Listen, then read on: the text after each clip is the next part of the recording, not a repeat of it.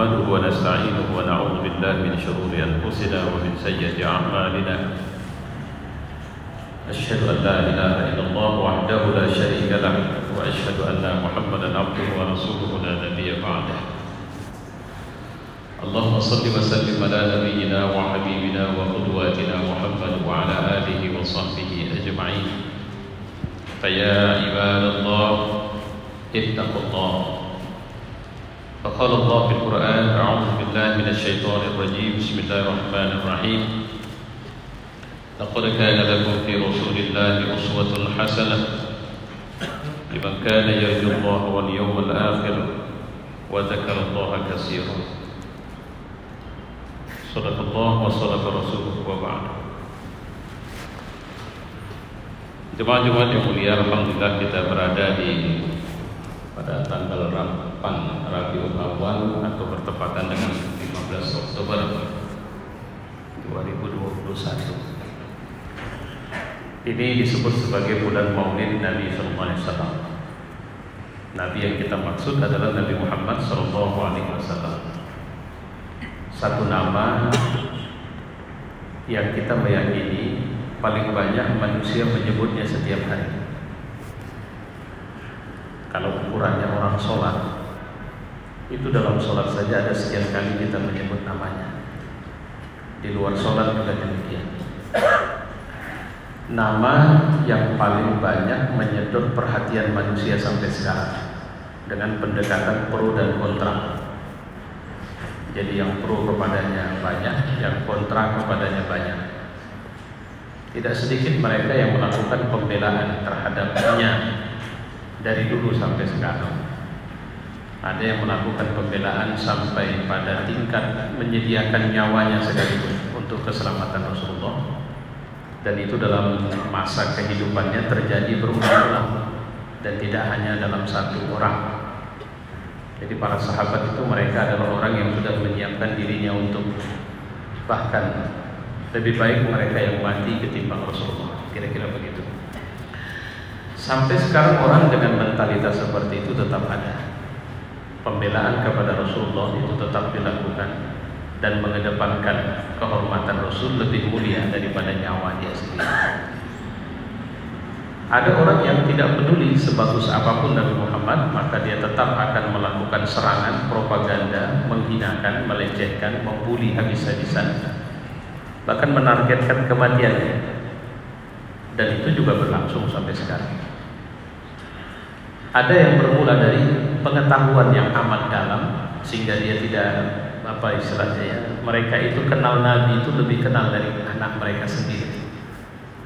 Tapi kebenciannya kepada Nabi itu dahsyat.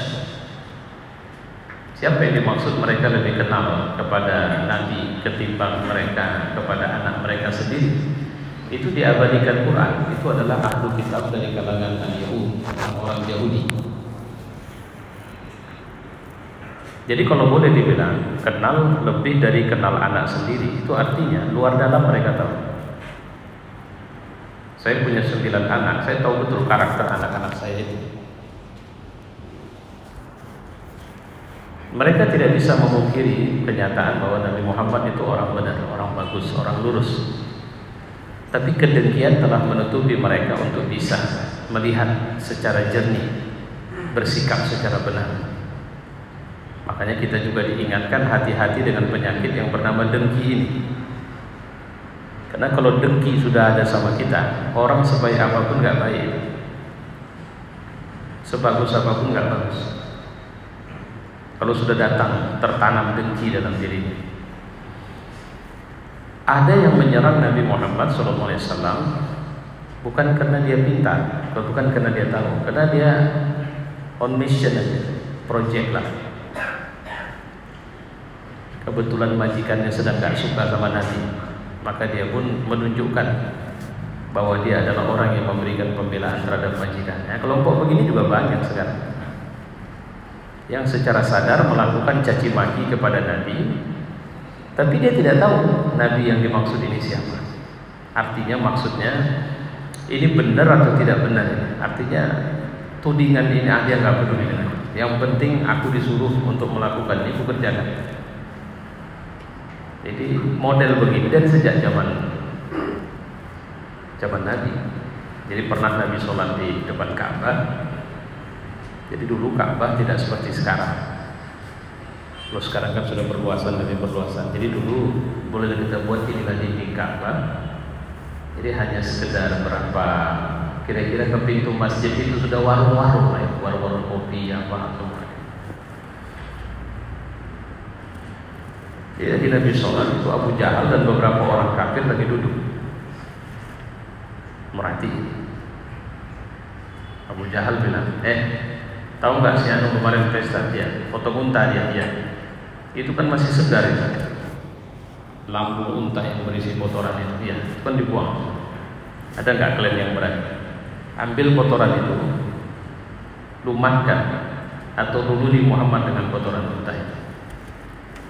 Abu Jahal ini kalau kata Nabi ini Fir'aun zaman kita.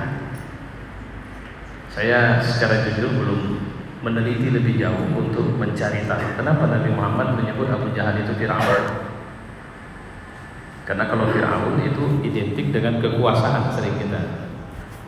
Kalaupun dikatakan Abu Jahal itu penguasa Mekah, enggak juga. Karena sistem pendekatan kekuasaan di Mekah itu lebih banyak pendekatannya musyarakah. Tidak ada penguasa tunggal itu di Mekah. Tapi Nabi menyebutkan Abu Jahal itu Fir'aun umat ini. Mungkin kepada ini tadi nilai-nilai akhlaknya. Tapi jujur saya bilang saya belum membuat bandingan di mana ketemunya Abu Jahal sama Fir'aun itu. Nah, ada kalau bahasa anak-anak muda dulu cari muka, cari nama. Satu orang bilang, aku berani. Kalau kita sekarang, orang-orang yang bisa dibeli pakai duit lah, atau rokok sebatang. Tapi dia senang karena dia bisa dekat dengan orang-orang besar. Ambil kotoran, turunkan ya kan. Nah manusia dengan seperti ini sekarang pun ada. Kenapa saya menyebut seperti itu? Karena saya melihat bahwa saya penganut kalau ilmu sejarah itu ada istilah sejarah berlaku spiral. Jadi tinggal kalau spiral itu tinggal tarik garis lurus tengahnya aja. Jadi pada titik-titik lingkar sejarah itu ada titik-titik yang ketemu itu. Jadi kalau ditarik garis itu titik yang ketemu. Itulah yang sering kita sebut dengan istilah perulangan sejarah. Titik perulangan sejarah ini bisa direkayasa. Jadi kita mau Islam jaya, kita bisa merekayasanya dengan melihat titik kejayaan Islam kemarin itu apa yang terjadi, dan itu harus kita bawa sekarang perangkat nilai. Kira-kira begitu. Kalau tidak, nggak usah cerita. Saya sudah berulang di berbagai pengajian mengatakan misalnya kayak bahkan sepertinya khutbah yang lalu di masjidnya saya sampaikan. Ada catatan menarik yang pernah dimiliki oleh negara atau bangsa kita sewaktu perang kemerdekaan. Itu common sense. Kita ini sebelum masa pergerakan kemerdekaan itu perjuangan itu orang Aceh perang, coba bikin habis-habisan melawan Belanda. Orang Medan nggak peduli, orang Padang nggak tertarik, orang Riau nggak. Oh kita bantu itu harus kita habisi juga enggak. Jadi belum ada sistem pergerakan bersama. Jadi common sense-nya itu belum tercipta secara nasional, belum terbentuk dia. Baru setelah ada kata Indonesia dan Nusantara disebutkan, mulailah ada common sense bahwa Indonesia harus merdeka. Yang mana Indonesia?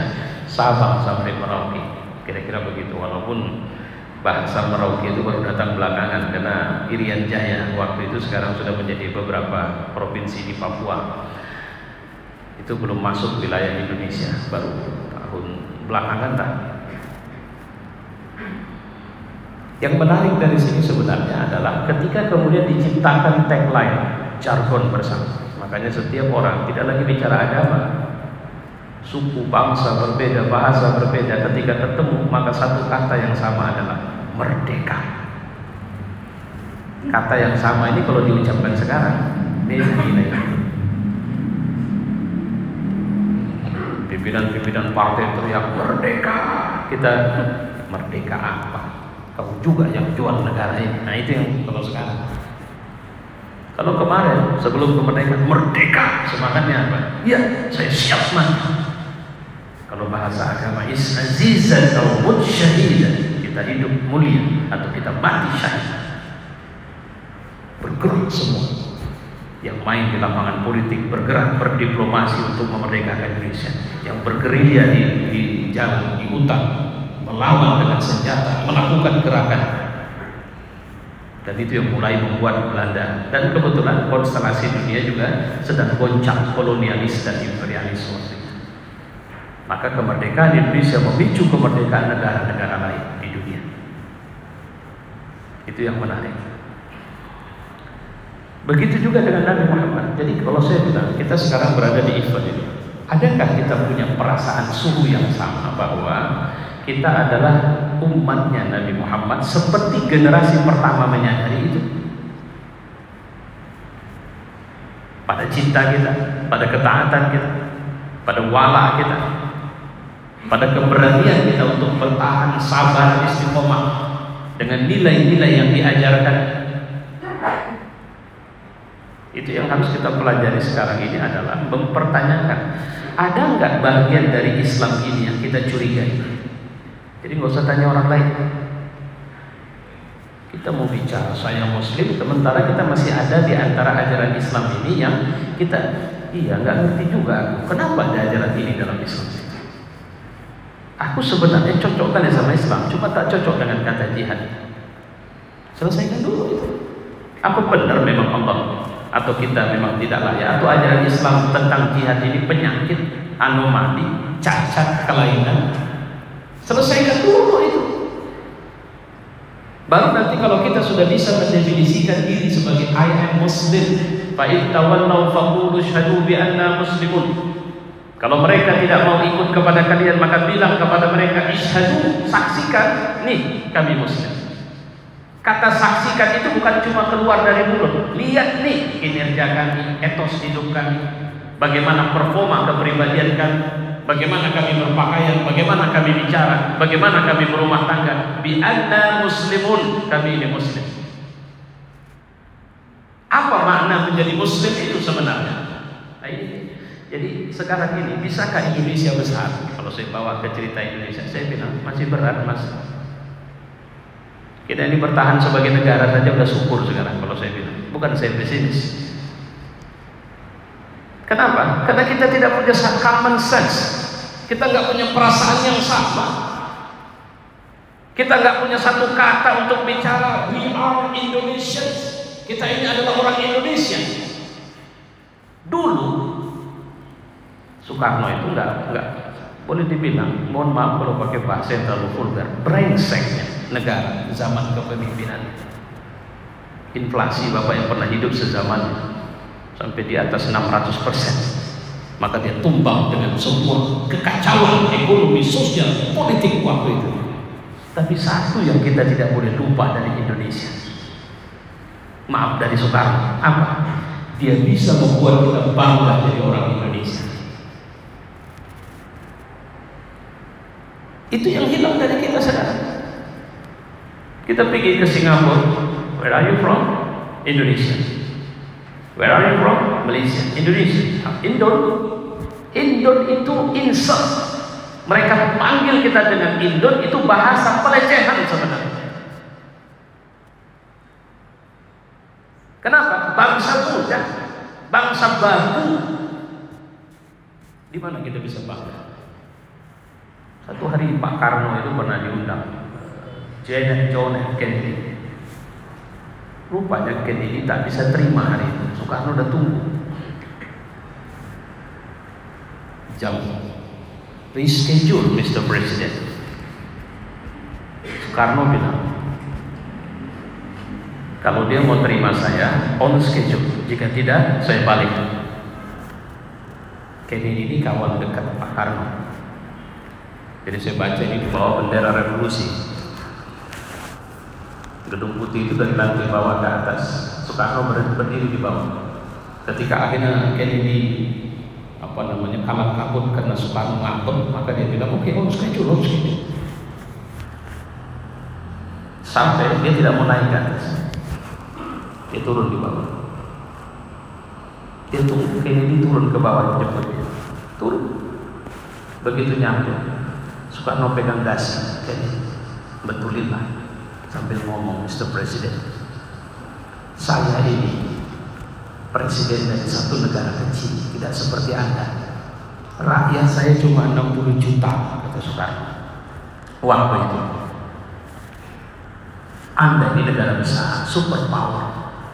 Tapi beda Anda dengan saya, dan saya perlu ajarin Anda adalah bagaimana cara Anda menerima tamu Anda. Bagi kami itu sangat penting untuk menghargai tamu kami. Kennedy minta maaf sama Soekarno. Itu yang buat kita senyum. Kenapa?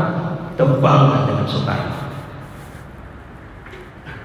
Soekarno ini juga yang pernah masuk ke makam Rasul, diceritakan oleh para ajudannya. Karena ini kan satu-satunya presiden yang kemana-mana, takut kan itu emblem-emblemnya itu nggak dipakai. Karena ini adalah satu-satunya presiden yang dapat gelar presiden pemimpin besar revolusi, presiden seumur hidup. Tapi pada waktu dia mengunjungi makam Rasulullah, ini dicabut nih semua. Silahkan ya sama. Dan dia jalan dengan, mohon maaf saya, meletakkan lututnya ke bawah dan merangkak seperti itu. Ditanya orang, Pak Karno, ngapain? Aku sedang mengunjungi makam manusia terbesar dalam sejarah. Ini pula yang kita nggak bisa bilang cinta sama Pak Karno.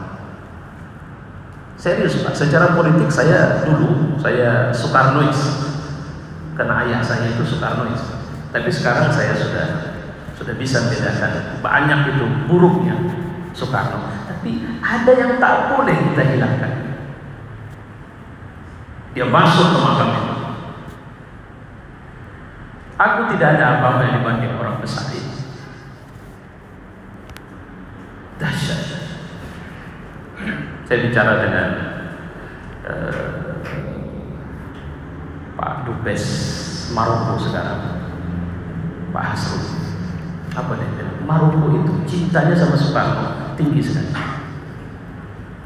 Bahkan di sana itu ada jalan Indonesia, terus saya tidak bilang, dia bilang, dan jalan Soekarno. Di Indonesia ada jalan Casablanca di Jakarta. Itu Casablanca, nama satu daerah di Maroko. Itu ketika Raja Maroko datang ke Indonesia, Pak Karno langsung buat nama satu jalan Casablanca, menghormati raja yang sedang datang. Kira-kira begitu. Saya cerita ini bukan sedang mau cerita Soekarno, tapi saya mau cerita tentang pembelaan kepada orang besar. Suka tidak suka, Pak Karno tidak pernah memindahkan hari libur, bahkan memperingati secara besar-besaran, bahkan menjadikan istana, ingat itu, istana sebagai tempat memperingati Maulid Nabi Muhammad SAW. Tak pernah putus. Kenapa? Walaupun dia seorang nasionalis, walaupun ideologi politiknya nasakoh, tapi saya melihat cintanya kepada Rasul itu tinggi. Walaupun agak susah kita mencari di serpihan biografi hidupnya itu. Saya membaca pengantar dia, tulisan Lutuf Stoddard. Kalau judulnya itu adalah The New World of Islam, dunia baru Islam. Ada satu yang menarik dari pernyataan beliau. Islam ini sekarang seperti api dalam sekam. Api dalam sekam. Tidak akan pernah hilang api itu. Siapa saja yang mencoba menghabisi api Islam, maka dia akan terbakar sendiri. Kata kalimat Soekarno ini, boleh Bapak cari bukunya. Saya pikir tidak ada cetakan barunya, karena saya masih baca buku itu ejaan lama masih. The New World of Islam, dunia baru Islam. Dan kita kehilangan pemimpin-pemimpin yang berani tegas mengatakan I love Rasulullah, saya cinta Rasulullah di negeri ini. Dari presiden sampai ke bawah. Walaupun itu bukan persoalan syariat, bukan. Mau dipindahkan kemanapun hari libur, tidak ada masalah. Kenapa? Mereka berkuasa, mereka punya kekuatan, silakan. Tapi ini bukan sekedar pindah hari libur, Mas. Kau punya cinta tidak kepada orang besar ini? Siapa orang besar itu? Orang yang dia susah payah untuk membesarkan agama ini. Darahnya, air matanya, keluarganya, hidupnya. 13 tahun di Mekah itu bukan 13 tahun yang mudah. 3 kali rencana pembunuhan terang-terangan dilakukan orang kafir kepada Rasulullah. Bahkan setelah pindah ke Madinah, sedikit-dikitnya 3 kali juga kaum Quraisy memobilisasi perang Badar, Uhud, Ahzab. Targetnya apa? Menghabisi beliau. Tapi beliau tidak pernah memiliki dendam kepada siapapun dari umatnya ini. Bahkan jangan lupa diceritakan dalam hadis Sahih Bukhari, nanti ketika kita melintas di Shiratal Mustaqim, Nabi itu akan berada di sebelah kanan. Begitu yang masuk jembatan itu nanti adalah kita, umat Islam. Nanti akan berdoa dengan satu kalimat, Allahumma salli, wahai Tuhan selamatkan dia. Kenapa? Karena di bawah sirat itu neraka itu. Jadi Nabi masih memberikan syafaat sampai situ. Bukan cuma dunia.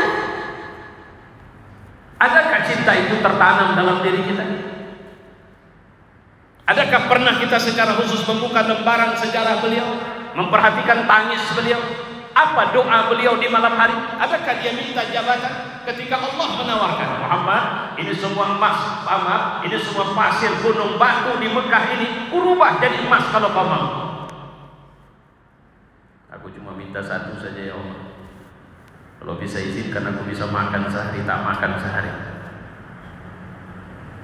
Ini utusan yang punya aras, yang punya matahari, yang punya semua semesta ini. Dia tinggal di rumah yang lantainya tanah, yang istrinya mengatakan, kadang 3 bulan kami nggak makan, cuma minum air dingin sama kurma saja, nggak ada nasi yang bisa dimakan. Tapi kalau dia dapat titipan atau dapat hadiah susu misalnya, dipanggilnya semua orang miskin di masjid. Itu orang-orang ashab Ahlus Suffah itu panggil kemari, dia kasih susu itu, berbagi walau cuma 1 gelas. Punyakah kita pemimpin seperti itu? La haula wala quwwata illa billah. Fa'tabiru ya ulil absar.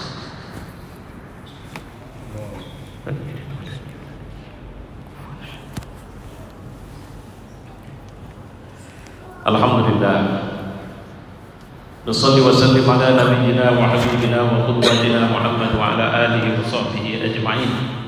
Fa ya ibadallahi ittaqullah.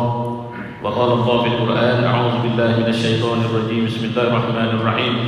Minal mu'minina rijalun shadaqu ma 'ahadullaha 'alaihi wa minhum man qada nahbahu wa minhum man yantazir wa ma badalu tabdila. Shadaqallah wa shadaqa rasuluhu wa ba'd. Jemaah sekalian, sahabatnya, makanya Allah Muhammadur Rasulullah walladzina ma'ahu asyidda'u 'alal kuffar rahama'u bainahum. Ini adalah kriteria luar biasa. Tidaklah beriman kalian kecuali kalian mencintaiku lebih dari mencintai diri kalian sendiri. Satu hari Umar bin Khattab datang, dia pegang paha Nabi, ya Rasul, aku mencintaimu setelah aku mencintai diri. Kata Nabi, belum betul itu Umar. Jadi kau harus cintai aku lebih dari diri. Maka dia lupa, ya Rasul, aku mencintaimu lebih dari diri. Dan Umar membuktikan satu hari ketika mendengar Rasulullah wafat, kasihan. Terjadi kontroversi. Dia buka pedangnya, dia bilang sama orang, ayo, siapa yang berani mengatakan bahwa Muhammad SAW wafat, ku tebas lehernya. Rasulullah jenazahnya di dalam. Tapi di luar Umar teriak, Umar ini tidak usah pakai pedang. Nengok muka dia saja orang takut. Setan aja takut yang muka dia, apalagi pakai pedang. Badan tinggi besar, suara juga besar. Ambil keliling, tengok orang, ada orang ambil duduk sana, duduk sini, semua naik. Sampai Abu Bakar datang mengatakan, setelah dia datang dari masuk, dia lihat jenazah Rasul, kemudian dia cium Rasul, dia balik, dia tengok Umar masih meriang. Dia naik ke atas batu yang tinggi dan dia mulai bilang, Ayuhal muslimun, ayuhan nas, wa ma Muhammadun illa rasul qad khalat min qablihi ar-rusul afa in mata aw qutila inqalabtum ala man amala aqabikum. Manusia, Muhammad itu cuma rasul. Udah ada rasul-rasul sebelumnya. Apa kalau dia mati sekarang atau dia terbunuh sekarang, kalian akan balik ke belakang? Umar ini orang yang paling payah ditaklukkan dengan argumentasi, tapi kalau pakai ayat dia langsung bisa jatuh. Dia jatuhkan pedangnya, dia nangis membubuk. Tidak ada yang bisa dia bayangkan. Semua orang juga sesat. Sampai setelah wafat Nabi, Bilal tidak mau lagi tinggal di Mekah, di Madinah. Aku pindah saja dari sini. Aku tak sanggup azan di mana tidak ada lagi Nabi jadi imam. Aku tak mau. Payah move on 1 bulan. Sampai satu hari ada beberapa sahabat bertanya kepada Aisyah radhiyallahu anha, apa akhlak Rasulullah? Maka Aisyah dengan bergetar mengatakan, kana khuluqul Quran. Kalian baca Quran, baca. Kalian baca dan pahami isinya. Semua Quran itu akhlak Nabi. Maukah kita berdekatan dengan Rasulullah hari ini? Ya. Apakah dan seperti apakah hubungan kita dengan Al-Quran? Apakah kita bersahabat dengan Quran, memesrai Quran, menjadikan teman hidup kita, perjalanan kita, bacaan kita, dan menghidupkan nilai-nilainya seperti Nabi yang sudah hidup nilai Quran dalam dirinya? Yang hilangkan kita itu sekarang. Wa'alamu Allah fil Quran, Allah wa malaikatahu yusalluna 'alan nabi ya ayyuhalladzina amanu sallu 'alaihi wa sallimu taslima. Allahumma shalli wa sallim 'ala Muhammad wa 'ala ali Muhammad kama shallaita 'ala Ibrahim wa 'ala ali Ibrahim wa barik 'ala Muhammad wa 'ala ali Muhammad kama barakta 'ala Ibrahim wa 'ala ali Ibrahim fil 'alamin innaka 'Hamidum Majid. اللهم اغفر للمؤمنين والمؤمنات والمسلمين والمسلمات الأحياء منهم والأموات ربنا آتنا في الدنيا حسنة وفي الآخرة حسنة وقنا عذاب النار عباد الله إن الله يأمر بالعدل والإحسان وإيتاء ذي القربى وينهى عن الفحشاء والمنكر والبغي يعظكم لعلكم تذكرون فاذكروا الله العظيم يذكركم واشكروه على نعمه يزدكم ولذكر الله أكبر